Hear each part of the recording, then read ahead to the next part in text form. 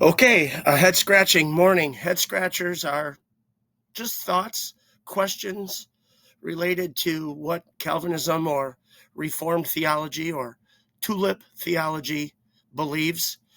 This is more of a food for thought for anybody who follows the tulip paradigm.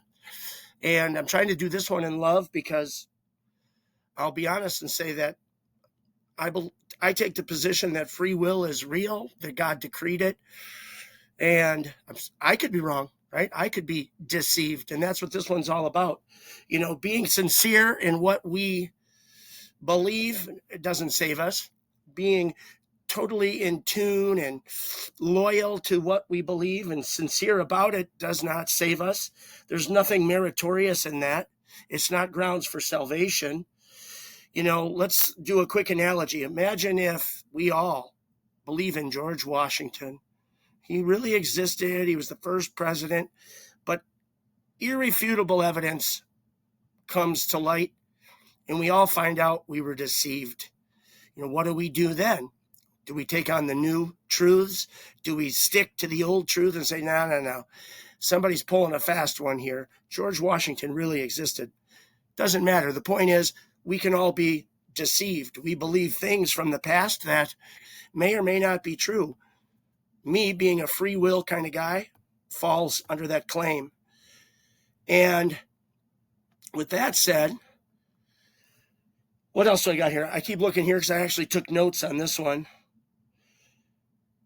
So we would be guilty of believing George Washington, right? Sincerity, passion, a desire for that truth, and fighting for George Washington when evidence arises that it's not true wouldn't save us if we were speaking biblically. So a person deceived can be nice. A person deceived can be moral. They can have ethics, and they can be trustable and likable. But if it's that person that believes incorrectly, now we're going to say, let's say Calvinism is wrong or the tulip paradigm is wrong. Well, those moralistics don't save them. And just because they're good people that really seem to know what they're talking about doesn't make it true. It certainly doesn't make it save-worthy. Keep in mind, we all came from a position of not knowing, totally without spiritual truths. And we start as babies who hopefully long for the word, long for milk, then solid food, right? Holding sincerely to certain truths doesn't make it true whatsoever. So imagine this reality. This is a reality, even though I wonder, here's the head scratcher, I wonder under Calvinism how they square this circle. The reality, we all think we're living a reality, but if everything's been decreed for the Calvinist, for the reformer, and they really couldn't end up doing otherwise, even though they feel like they're making free choices, then how does this fit for them? I don't know. But here's something we would all perceive as reality. Here it is. What if you go into something wanting that lie to be true,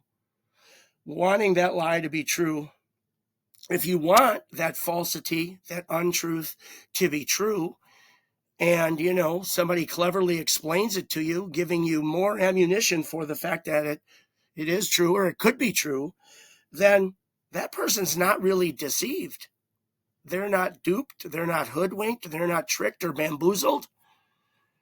They already had a presupposition or pre-desire to want it to be true. So you sell it to them, and to them, it becomes true. Deceived, here's more for you. So you end up believing lies, but they're not lies to you because you already wanted it to be true. Think of it this way. A kid wants to believe in Santa. That's gifts, that's fun, that's cookies and milk. They want to believe in the Easter Bunny, especially in this day and age. Why? Because it's chocolates, it's a fun morning, it's hiding and finding eggs. Here's another silly analogy, but again, proving that we can easily believe what's already lies, therefore we're not even deceived. We're not even falling underneath Satan's, deception. What we're doing is we're believing our own idolatry. We're believing our own desires. Our own arrogance takes us down the wrong path. Again, this is all food for thought. Here's a stupid analogy I came up with. A son grows up under his father. They love each other. The son worships the father. The father believes the greatest basketball player of all time is Oscar Robinson, Kareem Abdul-Jabbar, Wilt Chamberlain. And that's all the son hears. The son loves the father and wants Big O or Kareem to be the best of all time.